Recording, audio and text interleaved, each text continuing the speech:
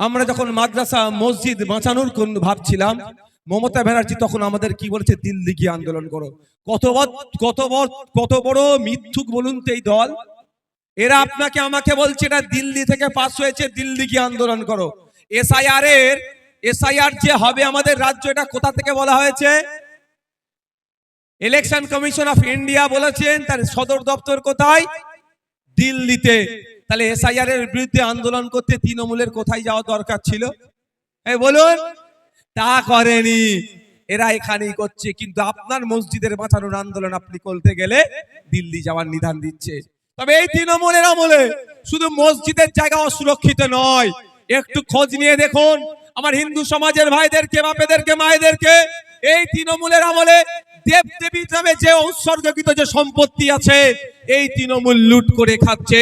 ঠিক যে ধরনের ফিরহাদ হাকিম সাহেব ওয়াকফ সম্পত্তি চোর, মন্ত্রীর নাম কি গো?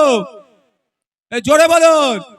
ওয়াকফ সম্পত্তি লুটে খাচ্ছে, যেভাবে ফিরহাদ হাকিম সাহেবের অভিযোগ আছে, খোঁজ নিয়ে দেখবেন দেবদেবীর নামে যে সম্পত্তি উৎসর্গ করেছিল, সেটাও এই তৃণমূলের আমলে লুট করে খাচ্ছে এই তৃণমূলের নেতারা।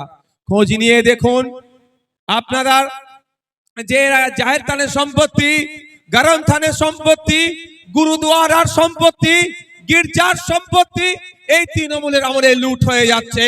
তাই বন্ধু, জাগ্রত হতে হবে। শুধু মসজিদের জায়গা বাঁচানোর লড়াই নয়, মন্দিরের জায়গাও আমাদের বাঁচাতে লড়াই করতে আসতে হবে। ঈদগার জায়গা বাঁচাতে লড়াই করতে আসতে হবে। দেবদেবীর নামে যে সম্পত্তি উৎসর্গ করেছে, সেইগুলো উদ্ধারের লড়াই আমাদেরকে করতে হবে। জাহের থানের সম্পত্তি, গরম থানের সম্পত্তি, গির্জার সম্পত্তি, গুরুদুয়ারার সম্পত্তি, যেগুলো লুট হয়ে গিয়েছে, আগামী দিনে আমরা ক্ষমতায় আসলে সম্পত্তি উদ্ধার করে গির্জার সম্পত্তি গির্জাকে বুঝিয়ে দেব। আপনার গরম থান, জাহের থানের সম্পত্তি তাদেরকে বুঝিয়ে দেব। দেবদেবী ইসলামে যে সম্পত্তি আছে, সেইগুলো উদ্ধার করে তাদের সেবায়েতের হাতে তুলে দেব। ওয়াকফ যে সম্পত্তি আছে, সেগুলোকে উদ্ধার করে মোতোয়াল্লি ওয়াকফ বোর্ডের হাতে তুলে দেব। না শুধু মসজিদের জায়গার জন্য লড়াই করবেন কি গো? হ্যাঁ, প্রত্যেকটা ধর্মস্থানের সম্পত্তি উদ্ধারের লড়াই আমরা একসাথে করব তো নাকি? আমাদের মধ্যে এটা ভাগ করার চেষ্টা করছে, আমরা ওরা করার চেষ্টা করছে। এখানে একটা স্কুলের নাম লেখা আছে, দেখুন, কেন্দুয়া এফপি স্কুল। আমাদের মধ্যে আমরা ওরা করে কি হচ্ছে জানেন? একটু কালকে খোঁজ নিয়ে নেবে। আগামীকাল শুক্রবার একটু স্কুল খোলা থাকবে। কবে স্কুল বন্ধ খোলা থাকে সেটাই এখন দুষ্কর। সবসময় স্কুল বন্ধ, এটা ভালো করছে না। আপনার আমার ছেলের ভবিষ্যৎটাকে ধ্বংস করছে, এটা মাথায় রাখবেন। কিন্তু প্রাইভেট স্কুলে নেতাদের ছেলেরা পড়ে, আপনার ছেলেরা প্রাইভেট স্কুলে পড়ানোর মতো সমর্থ নাই। আপনার বাচ্চাটা স্কুলে যায়, সেই স্কুলটা বন্ধ রাখছে। যাক, হিন্দু মুসলমানের মধ্যে আপনাকে আমাকে লড়িয়ে দিতে চাইছে, আপনার আমার ইস্যু হিন্দু মুসলমান করতে চাইছে। কিন্তু আপনার আমার আওয়াজ তোলা দরকার ছিল, এই স্কুলে কেন টিচার নাই? আগামীকাল গিয়ে দেখবেন স্কুলে যত রেজিস্টার আছে খুলে দেখবেন, যত ছাত্র আছে তার অনুপাতে আপনি শিক্ষক পাবেন না।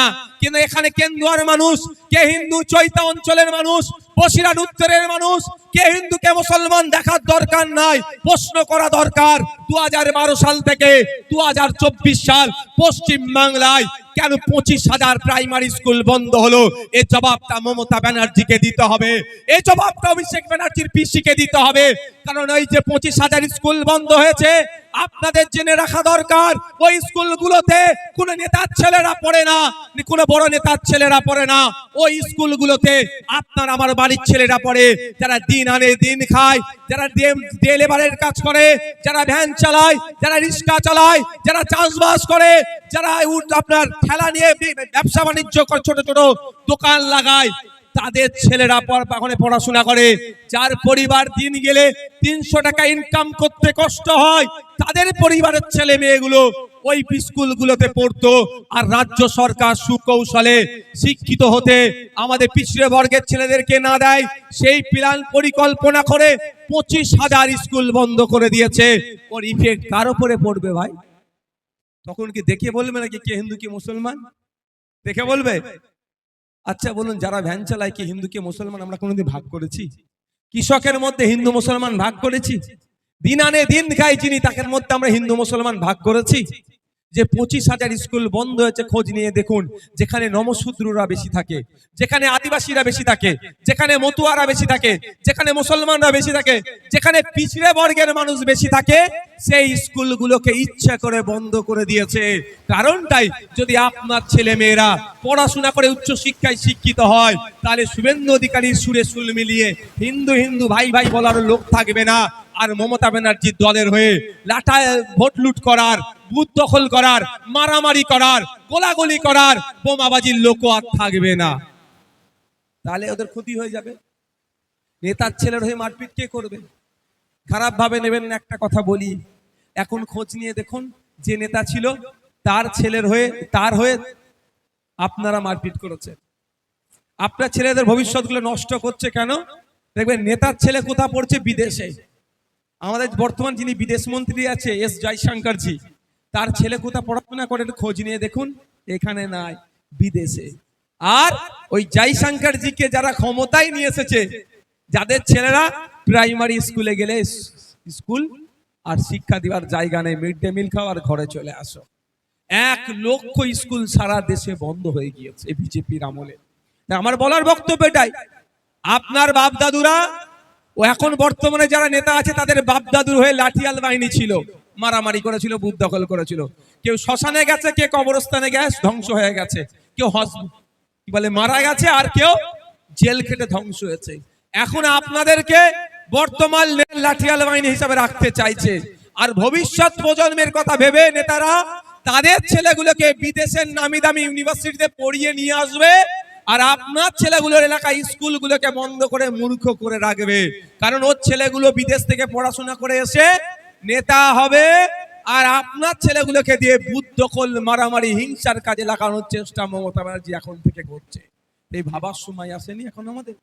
আমরা আমাদের ভাই ভাইপোর কথা এখনো ভাববো না? আমরা আমাদের ছেলেদের কথা এত এখনো ভাববো না? যদি মমতা ব্যানার্জি তৃণমূল তার ছেলেদের কথা ভাবে, তার ভাইপোদের কথা ভাবে, সেই কথা মাথায় রেখে স্কুলগুলোকে এখন বন্ধ করে দিচ্ছে। কারণ আপনাদের আমাদের আওকাত আছে কি যে প্রাইভেট স্কুলে পড়াবো? একটা ভালো প্রাইভেট স্কুলে পড়াতে গেলে মাস গেলে কম করে 2000 টাকা খরচ আছে।